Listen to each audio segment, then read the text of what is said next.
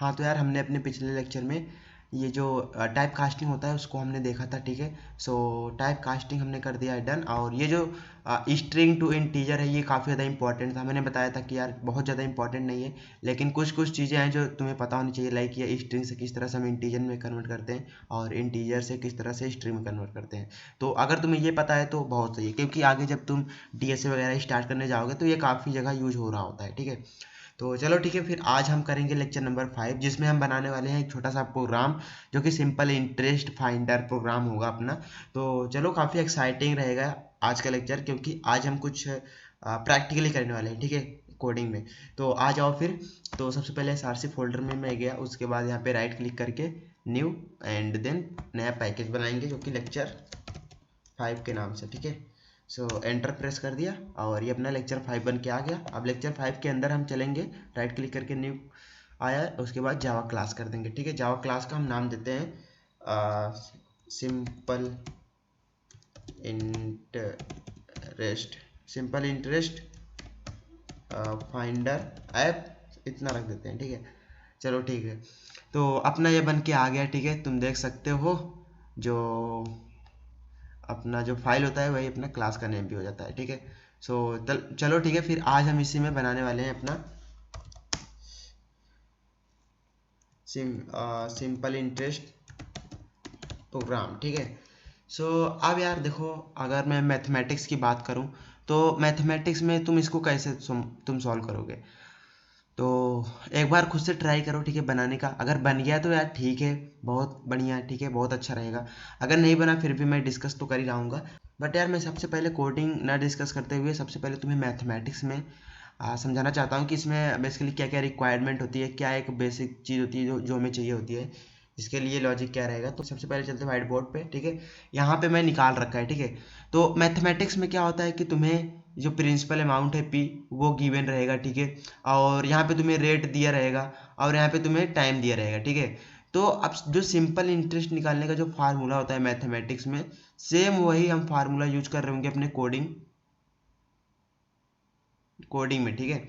तो ये अपना रहा क्या, फॉर्मूला, ठीक है। अगर यहाँ पे देखा जाए तो मेन जो थिंग्स है, जो मेन पॉइंट है वो यही फार्मूला ही है, क्योंकि अगर तुम्हें ये फार्मूला ही नहीं पता तो फिर तुम इसको लॉजिक नहीं लिख सकते कोडिंग में, ठीक है। तो सबसे पहले यार देखो क्या करेंगे, सिंपल इंटरेस्ट जो होता है उसका फार्मूला होता है P into R into T divided by 100, ठीक है। तो सेम लॉजिक हम यहाँ पे प्रोग्रामिंग में भी इम्प्लीमेंट करने वाले हैं। अब प्रोग्रामिंग में कैसे होगा तो वो चीज़ मैं बता देता हूँ। जैसे कि ये अगर यहाँ पे तुम्हें पी दिया है तो पी एक क्या है, एक वेरिएबल है, ठीक है। मैंने बताया था अपने पिछले लेक्चर में, ठीक है। अगर तुमने नहीं देखा तो यार जाकर देख लेना, वेरिएबल एंड डेटा टाइप्स वाला कॉन्सेप्ट। तो यहाँ पे पी वेरिएबल हो गया, अपना आर वेरिएबल हो गया, टी वेरिएबल हो गया, ठीक है। अब जो प्रोग्रामिंग होता है उसमें वेरिएबल डिफाइन करने का तरीका क्या होता है, लाइक ये पी अपना क्या है, एक इंटीजर वैल्यू है, ठीक है। अगर तुम यहाँ पे देखोगे तो 1500 एक इंटीजर है, 1500, ठीक है। तो इंटीजर के लिए हमने क्या बताया था कि यहाँ पे हम इंट यूज करते हैं डेटा टाइप, ठीक है। तो इसके आगे वेरिएबल के आगे जस्ट हम लिख लिया पी, वो सॉरी इंट लिख दिया, ठीक है। और ये अपना क्या है, 5 भी एक इंटीजर वैल्यू है। तो इंटीजर वैल्यू है तो आर के जस्ट फ्रंट में हम क्या लिख देंगे, इंट, ठीक है। जो भी वैल्यू अपनी इंटीजर रहेगी उसको हम इंट से रिप्रेजेंट करते हैं, ठीक है, दैट्स इट, डेटा टाइप से। और ये टू भी अपना क्या है, एक इंटीजर है, तो इसके सामने भी हम इंट लिख देंगे। तो ये अपना होता है प्रोग्रामिंग का लॉजिक, ठीक है, कोडिंग का लॉजिक बेसिकली यू कैन से। तो ये अपना हो गया क्या, कोडिंग का लॉजिक। कोडिंग में हम इस तरह से अपने वेरिएबल को डिफाइन करते हैं, ठीक है। ओके, तो अब ये एक सिंपल इंटरेस्ट है, ठीक है। तो सिंपल इंटरेस्ट भी एक वेरिएबल है जिसमें इसका जो है रिजल्ट जो p into R into T divide by 100 है, इसका जो रिजल्ट आएगा वो भी सिंपल इंटरेस्ट नाम के वेरिएबल में स्टोर हो रहा है। तो इसके सामने भी हम क्या लिख देंगे, एक इंट लिख देंगे, लगा देंगे, ठीक है। क्योंकि आ, ये अपना क्या है, इंटीजर टाइप ऑफ डेटा आ रहा है, लेकिन तुम यहाँ पे देख रहे हो कि अभी 150 आया है, ठीक है, 150 आ रहा है, समझ रहे हो। तो 150 अपना इंटीजर है। मान लो कल को इसकी जो कैलकुलेशन थी p into R into T divide by 100, मान लो ये कुछ ऐसा आ गया 700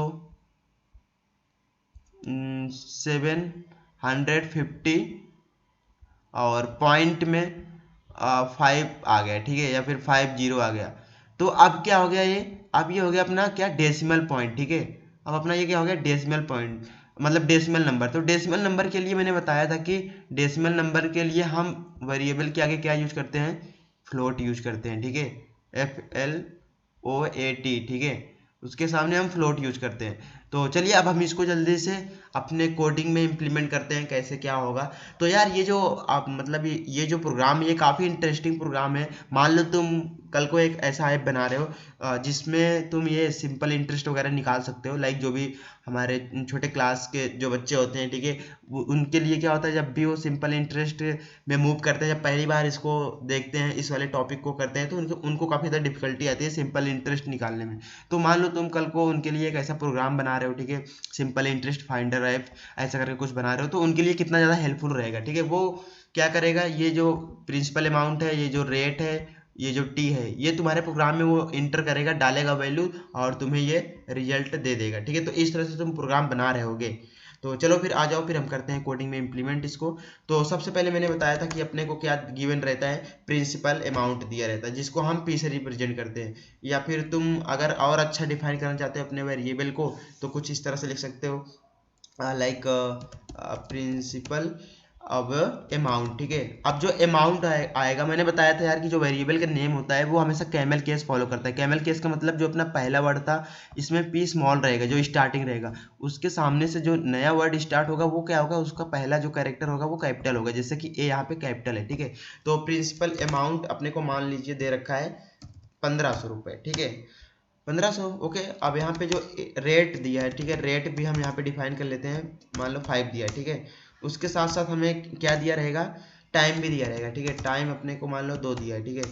अब हमें क्या निकालना है, हमें सिंपल इंटरेस्ट निकालना है। तो सिंपल इंटरेस्ट के लिए भी हम एक वेरिएबल बना लेते हैं जिसमें हम स्टोर करेंगे सिंपल इंटरेस्ट, ठीक है। सो सिंपल इंटरेस्ट में हम क्या डालेंगे, अपना ये रिजल्ट आएगा, ठीक है, मतलब जो भी इसकी कैलकुलेशन होगी। तो सिंपल इंटरेस्ट का अगर मैं फॉर्मूला लिखूं, तो फॉर्मूला कुछ इस तरह से होता है, प्रिंसिपल अमाउंट, सॉरी अपना पी छोटा रहेगा, हाँ, प्रिंसिपल अमाउंट, उसके बाद इनटू इनटू के हम यहाँ पे स्टार से रिप्रेजेंट कर रहे होते हैं कोडिंग में, ठीक है। ये अपना क्या है, जो स्टार और ये जो प्लस का आइकन आता है, माइनस का आइकन आता है, और डिवीजन का आइकन आता है, ये सब क्या है, ये सब एक ऑपरेटर है, ठीक है। सो हम इसको बाद में देख रहे होंगे यार, ठीक है। सो ये ऑपरेटर हो गए, और इसी तरह हम अपने ऑपरेटर वाले लेक्चर में देख रहे होंगे, ठीक है। ये सारे ऑपरेटर्स हैं बेसिकली। तो हम मल्टीप्लिकेशन के लिए हम सिंपली स्टार यूज करते हैं। उसके बाद जो रेट है अपना, रेट भी हम लिख देंगे रेट, उसके बाद फिर इनटू आई मीन मल्टीप्लिकेशन का साइन, ठीक है। उसके बाद फिर यहाँ पे टाइम, ठीक है, टाइम। अब इसका पूरा होल डिवाइड है, ठीक है, इसका पूरा डिवाइड है, इसके लिए हम एक पेरेंथेसिस दे देंगे, या फिर you can say small bracket दे देंगे, उसके बाद डिवाइड बाई 100 कर दिया, ठीक है। अब यहाँ पे तुम्हारा पूरा रिजल्ट आ जाएगा, ठीक है। ये जो कैलकुलेशन करके आएगा वो सिंपल इंटरेस्ट में स्टोर हो रहा होगा।